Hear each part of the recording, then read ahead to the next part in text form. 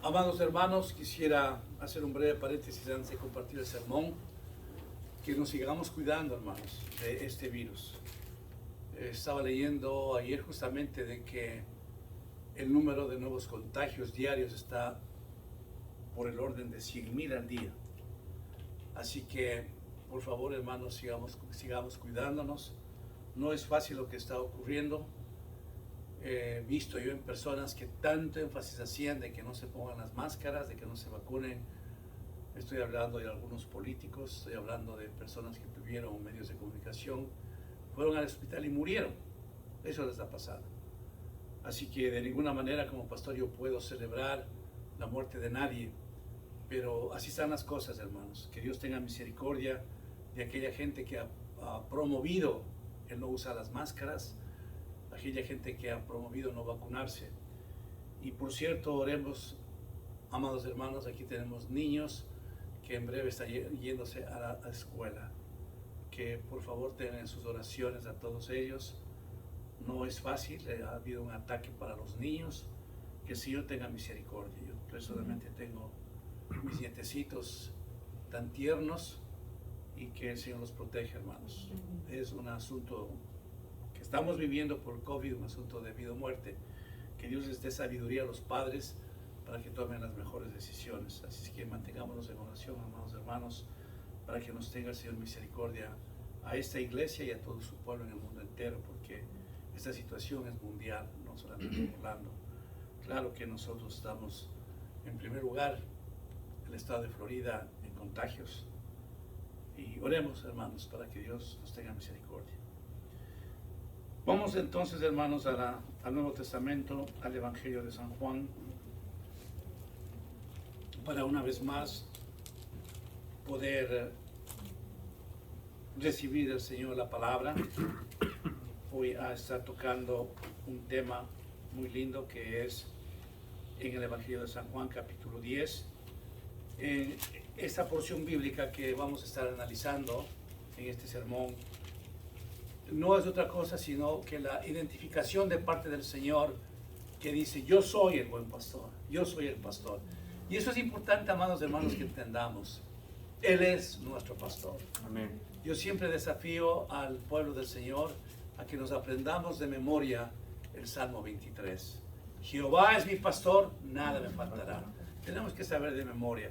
Pero en este texto bíblico el Señor se está identificando por completo que Él es el buen pastor. Así que voy a empezar leyendo del capítulo 10, el versículo 9. Dice: yo soy la puerta, el que por mí entrare será salvo, y entrará y hallará pastos. No sé cuántos de nosotros hayamos visto lo que es un redil, donde están las ovejitas. Yo he tenido la oportunidad en el campo, donde el país donde yo nací, ver un redil donde las ovejitas tienen una sola puerta. Es interesante entender que un redil no tiene 5 o 6 puertas. Es en el cuadrado que es, hay una sola puerta. No hay 3 ni 4. El redil se ha construido de esa forma. Hay una sola puerta para que las ovejitas sigan su fila y entren al redil. Entonces el Señor está haciendo énfasis, dice: yo soy la puerta. El que entrare será salvo. Miren cómo el Señor se está identificándose con esa ternura, con ese amor. Yo soy el buen pastor. Yo soy la puerta. Y aquel que entrare será salvo. Así que el Señor está dando la oportunidad a toda la gente. Siempre el Señor desde la creación ha tenido una característica noble, profunda, que ha sido el amor a nosotros, hermanos. Yo mismo me pregunto, ¿dónde estaría yo si el amor y la misericordia del Señor no me hubiera alcanzado? ¿Dónde estaría yo? Y como siempre les he dicho a ustedes, hermanos, reflexionando en mi vida personal, digo, si el Señor no hubiera venido a mí, si muerto, lo que me decía es el infierno. Si todavía con vida, tal vez con enfermedades terminales, tal vez sentado en una silla de ruedas, no sé, por el pecado. Pero Dios vino a mi vida y me hizo un hombre diferente. Así es que Él es mi buen pastor. Él es el buen pastor de cada uno de ustedes, hermanos. Recordemos entonces siempre que nos dice el Señor: yo soy la puerta. Y si hay alguien que entre por esa puerta, yo lo salvaré. nos está hablando de una salvación eterna. En el versículo 10 dice, el ladrón no viene sino para hurtar, matar y destruir. Yo he venido para que tengan vida y para que la tengan en abundancia. Así es que, amados hermanos, reflexionemos en este momento en lo que acabo de leer. El Señor nos dice que el enemigo vino a ¿qué? A matar, a robar, ¿y a qué más? Y a destruir. Esa es la misión de Él. Cuando nosotros, hermanos, estamos enfrentando alguna prueba difícil, reconozcamos qué está ocurriendo en nuestras vidas, hermanos. La primera es pedir al Señor que haga una investigación de nuestro corazón. Si estamos bien, el Señor nos va a defender. La segunda es de que el Señor ha permitido al enemigo que venga a estorbarnos. Pero el Señor anticipa y decirles, Él vino a matar, a robar y a destruir. ¿Han oído ustedes muchas ocasiones, hermanos, cuando la gente que no conoce al Señor dice, pero si es que hubiera un Dios, no habría tanto niño muerto. Si es que hubiera Dios, no habría terremotos. Si es que hubiera Dios, no habría esto, no habría lo otro. O sea, todo culpamos a Dios. Pero no queremos reconocer que es el pecado de la humanidad que ha puesto en esa situación, hermanos. Dice, el enemigo vino a matar, a robar y a destruir. Cada vez que nosotros, hermanos, estemos enfrentados a esa situación, no cuestionemos al Señor. No es obra de Dios el que nosotros estemos mirando muerte, estemos viviendo de perdición. El enemigo vino a matar, a robar y a destruir. Y dice el Señor en el mismo versículo, pero yo vine a darles vida y vida en abundancia. Los viernes yo no vengo a la iglesia, me quedé yo en casa. Y salía yo al supermercado a hacer una compra que mi amada esposa siempre me delega a hacer compras. Y digo, claro que sí, su majestad. Así que cuando yo salí al garage, apercibí algo como que se quemaba un caucho, ese olor desagradable. Bueno, yo me quedé un tanto pensativo, me di la vuelta por el garage y realmente no ubicaba nada. Me fui al supermercado, regresé y yo tengo un vecino muy, muy amable y sabe de muchas cosas. Me fui a ver y le digo, Rick, es un vecino americano, le digo, hágame un favor, hay en mi garage un olor bastante feo que apercibo a caucho quemado, algo quemado. Venga. Y mientras él me acompañaba, yo le digo, Señor, dirígele a ver qué es lo que pasa. Entonces él inmediatamente se fue a la pared donde está el panel de los fusibles, llamamos en inglés los brakes, ¿sí? Entonces cuando él destapa, dice, mire el humo que está saliendo, detrás de eso hay llamas. Entonces ese rato, soplando, se apagó, dice, inmediatamente váyase afuera y apague toda la luz, apague inmediatamente. Así lo hice. Ustedes saben que estos días ha estado unos calores tremendos, ¿no es cierto? Y me dice él, si es que esto usted no me llamaba y estaba afuera por algún tiempo, ¿sabe lo que ocurría? Su casa se incendiaba. Aquí algo se contuvo. Él sabe que soy pastor, por cierto. Digo, sí, la gracia de Dios. Bueno, empecé a buscar un electricista, etcétera.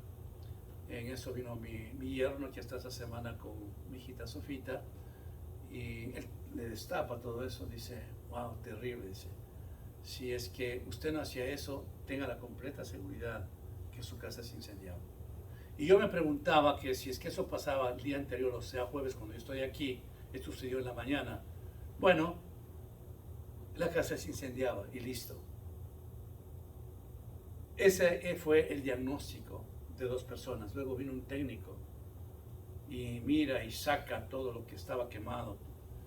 Dice, realmente usted acaba de salvarse de una situación muy seria. Esto produce incendio. Aquí no fue solamente que los fusibles se desplomaron, aquí hubo llamas. Y ustedes pueden imaginarse cómo son nuestras construcciones. Son un fósforo. Dice, no, aquí hubo algo de parte de Dios. Él era cristiano, adventista.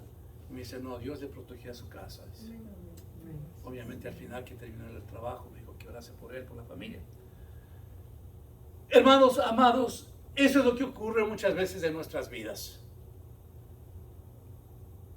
El enemigo en algún momento, él está siempre atento a destruirnos. Un incendio en mi casita no se producía porque el Señor lo hacía. Acabamos de leer, yo no lo estoy inventando. Él vino a matar, a robar y a destruir. ¿Cuántas veces el enemigo le habrá robado a usted sus finanzas, hermano? Como lo ha hecho conmigo. Esa es tarea del enemigo. Pero vemos entonces que el Señor nos dice como contrapartida de esto: mas yo he venido a darles vida y vida en abundancia. Yo quiero entender, hermano, que lo que ocurrió en mi casita el viernes fue un milagro. Que siempre le clamo al Señor, le digo: Señor, esta casa que nos diste hace 21 años es un templo, donde estas rodillas de tus siervos están siempre puestas en el suelo. Envía a tus ángeles a que nos cuiden, Señor. Las casas de ustedes, hermanos, tienen que ser un templo. Declaren que es un templo, para que nos cuide de cualquier percance. Porque en base a la palabra, el Señor nos ha ofrecido guardarnos, hermano. Recuerden ustedes sobre los ángeles que prediqué, cuando dice el Señor que los ángeles acampan alrededor de nosotros y nos defienden. Hay ciertas cosas, hermanos, que nosotros recibimos del Señor que no nos damos cuenta, pero les recuerdo, Dios en su gracia, en su misericordia, está cuidando nuestros activos, está cuidando nuestra casita, que nos ha dado el Señor con todo corazón, pero que ha sido también el esfuerzo de cada uno de ustedes en su trabajito. Comprar una camita, comprar una colcha, no es tarea fácil, pero el Señor nos ha dado.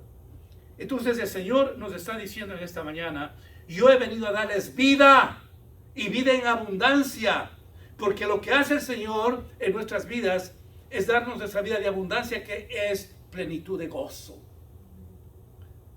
Hay un gozo maravilloso que está inflamado en nuestros corazones, pero tenemos que reconocer que Él es el que nos da el gozo. El gozo del Señor mi fortaleza es. Él es el que nos anima, Él es el que nos protege, Él es el que nos ayuda. Yo he venido a darles vida y vida en abundancia.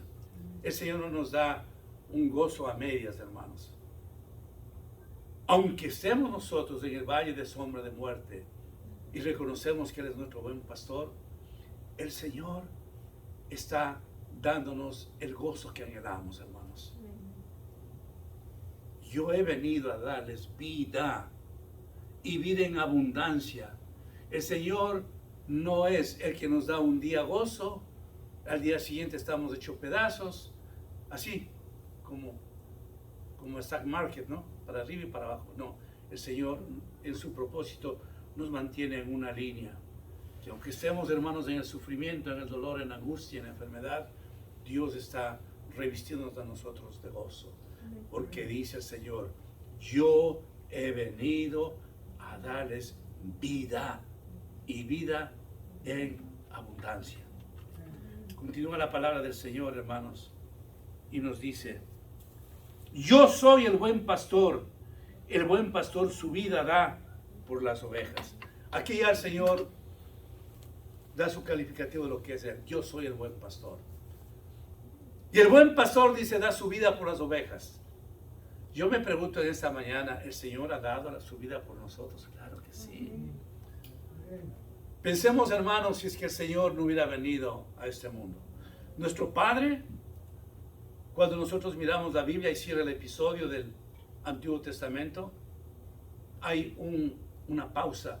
Unos dicen 400 años, otros 500 años. Algunos teólogos dicen 400, otros 500. Pero el hecho es de que el Señor mira de que la humanidad estaba en pecado y que toda su humanidad iba al infierno. Y dice: no, yo voy a mandar a mi Hijo. Yo voy a encarnarme en la vida de Jesucristo. El buen pastor da la vida por sus hijos, dice.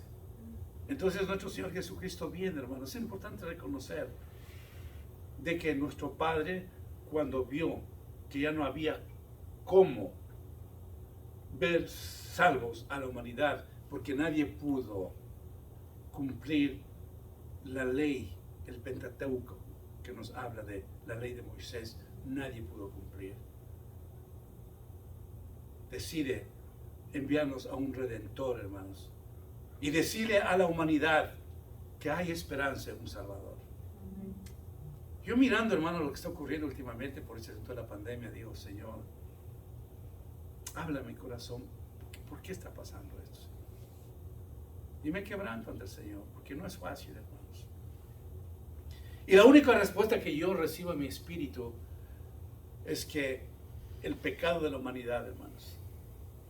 Hubo un poquito, meses atrás, de que como que parecería que esto se acababa, que estaba bajo control, pero la gente salió desesperada al pecado.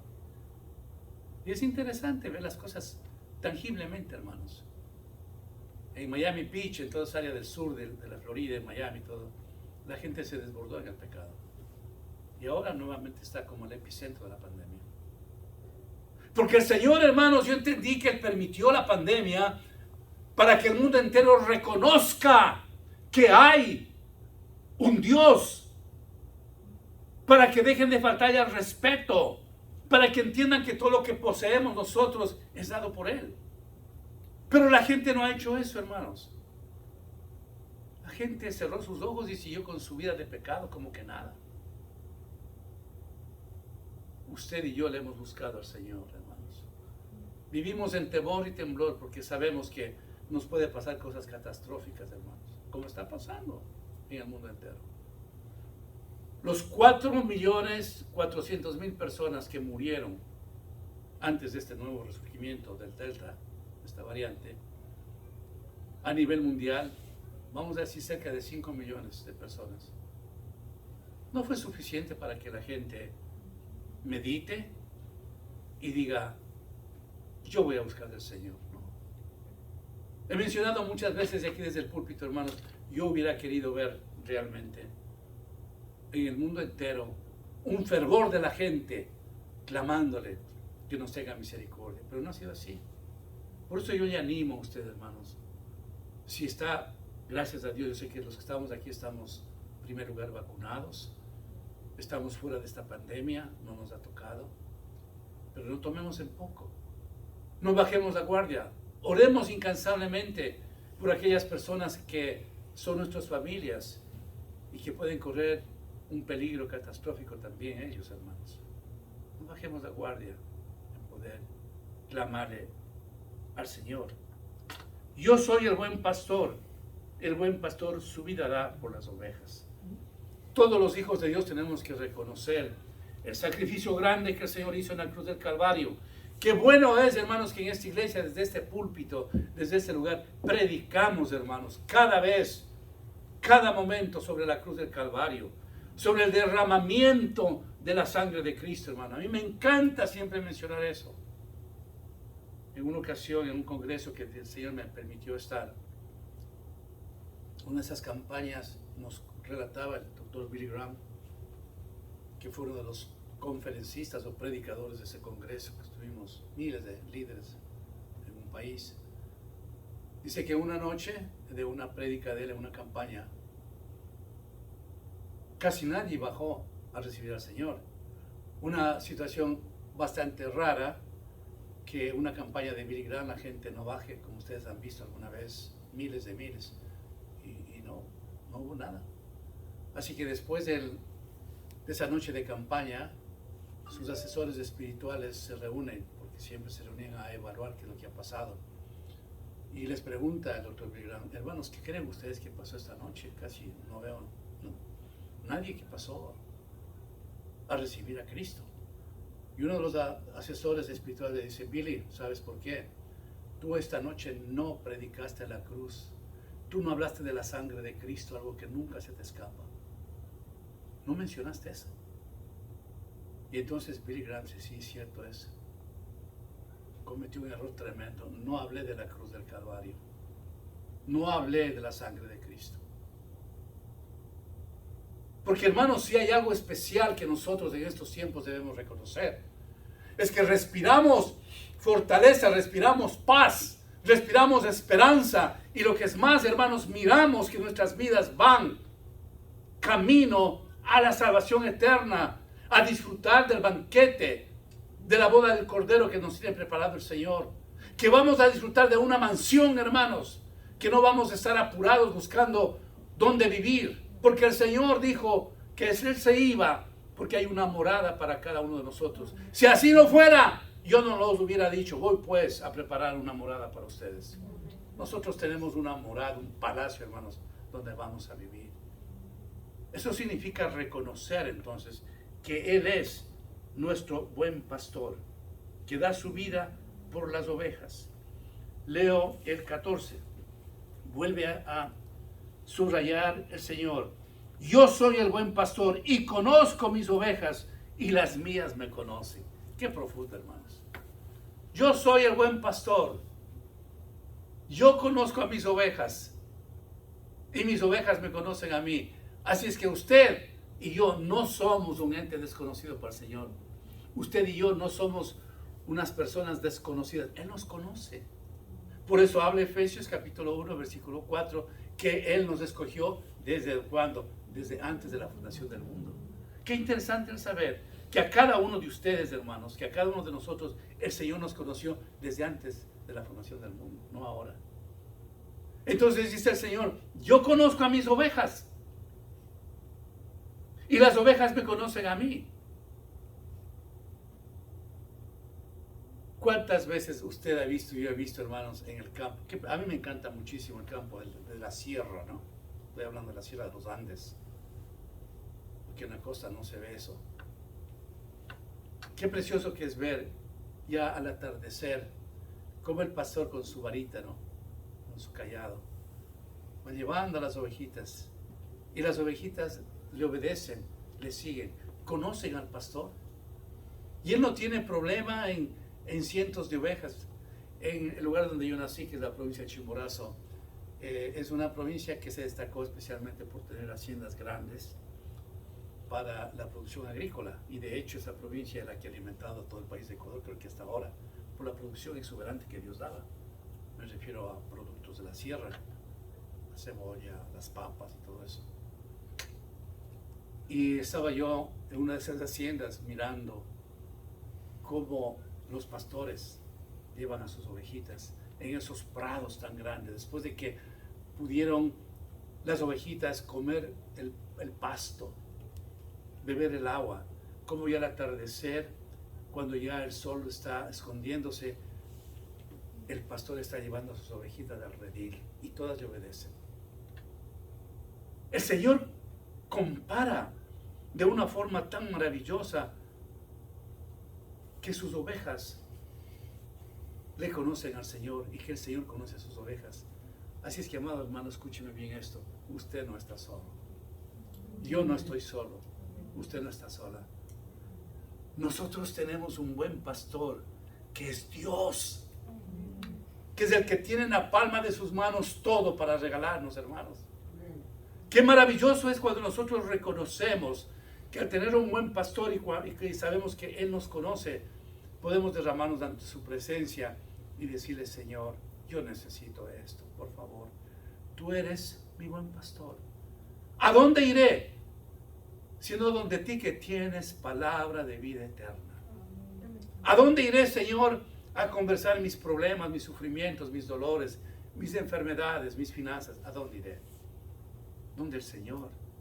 Y Él nos recibe, nos acoge como el buen pastor, nos abraza, nos besa. Después de que usted entre en oración con Él y siente la presencia, ¿qué siente usted, hermano? Paz, alegría.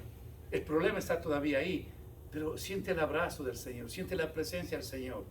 Y el resto de su día es manejable. El resto del día usted está tranquilo. Y poco a poco mirará usted que esas puertas que anhela le serán abiertas. Porque Él es el buen pastor. Él es el que ha dado totalmente su vida por nosotros. Nuevamente, ¿para qué? Para que tengamos vida. Y la tengamos vida en abundancia, hermanos. Y la abundancia no se refiere, vale la pena mencionar este momento, no está refiriéndose al Señor con una forma exclusiva de las cosas solamente materiales. Él habla de nuestra vida espiritual en primer lugar, hermanos. El gozo que nosotros mantenemos en los brazos del Señor es maravilloso, hermanos. Usted tiene deseos de seguir viviendo y no se estanca por nada, porque está mirando la guía del Señor, porque está sintiendo el amor de Cristo, hermanos. Continúa la palabra del Señor y dice, también en el versículo 16, también tengo otras ovejas que no son de ese redil. Aquellas también debo traer y oirán mi voz, y habrá un rebaño y un pastor. Y yo me detuve a pensar, ¿a qué se está refiriendo el Señor? Y la interpretación frente al Señor es esta, hermanos. Usted y yo tenemos muchas familias, ¿no es cierto? De papá, de mamá, que a lo mejor ya no están aquí en la tierra, como en mi caso. Muchas familias que usted y yo quizás ni los conocemos, ni sabemos dónde están. Hay un ofrecimiento del Señor, hay una promesa del Señor. Cree en el Señor Jesucristo y serás salvo tú y tu casa. Otras versiones de tú y tu familia. El Señor nos está hablando, hermanos, de que hay otras ovejas, dice, que tengo que traerles a este redil. Dice el Señor, a ustedes ya los conozco. Sori, yo te conozco. Seña, te conozco. Wanda, ya te conozco. Natalia, te conozco. Marielis, te conozco.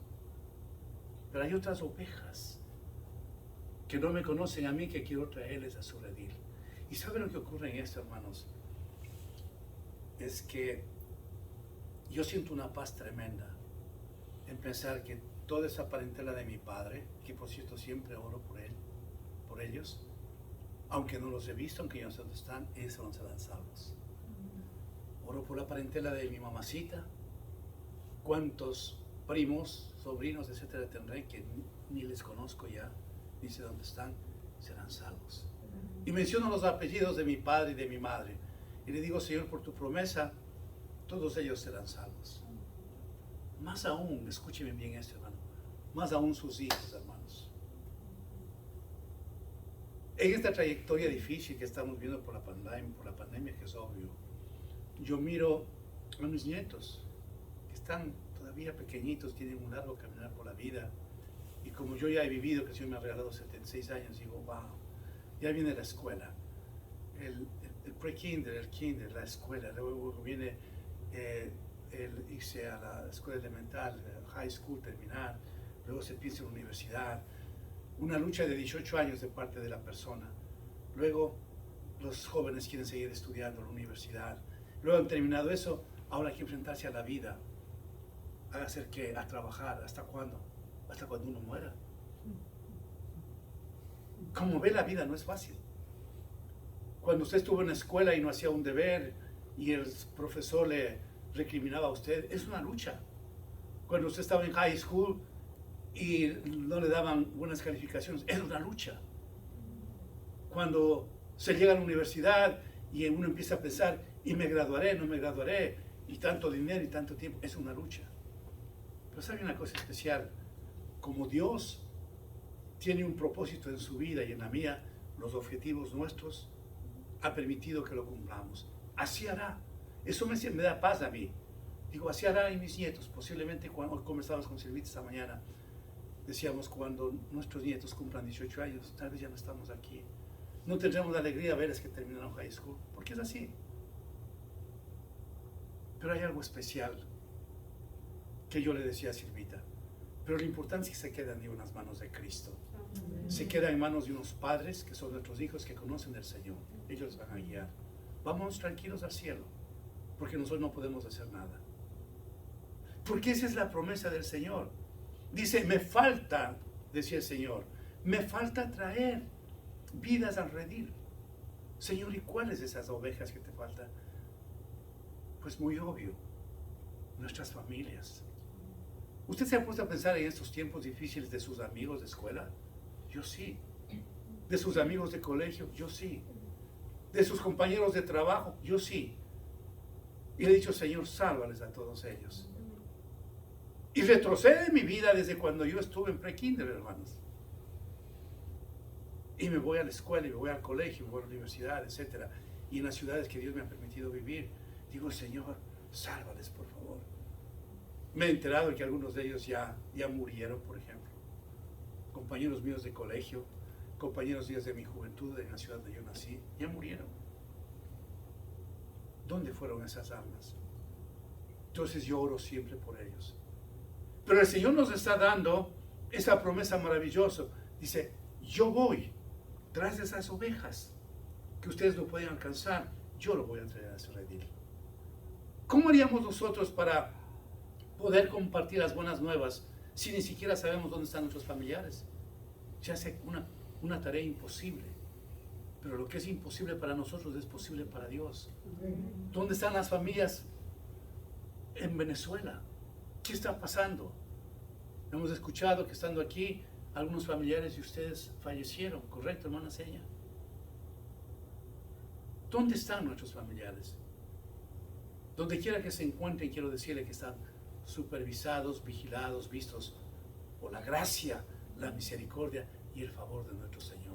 Amén. ¿Qué es lo que nos toca hacer a nosotros? Orar y decirle, Señor, tú en tu misericordia salvarás a mis sobrinos, a mis primos, a toda esa familia de mi esposa, de mi madre, de mi padre. Él lo va a hacer. Él nos está prometiendo que va a traer a su redil a aquellas ovejas para completar el ofrecimiento, la promesa del Señor. Así es que algunas veces les he dicho a ustedes, hermanos amados, no se preocupen que aún sus hijos no estén en sus caminos. El Señor lo hará algún día. El Señor nos ha prometido que ello ocurrirá. No nos desesperemos. La tarea, la obra del Señor está hecha porque Él es Dios. ¿Cuántas veces quisiéramos que nosotros, que nuestros hijos, nuestros nietos, nuestra familia estén en un nivel que desearíamos que estén, pero no es así?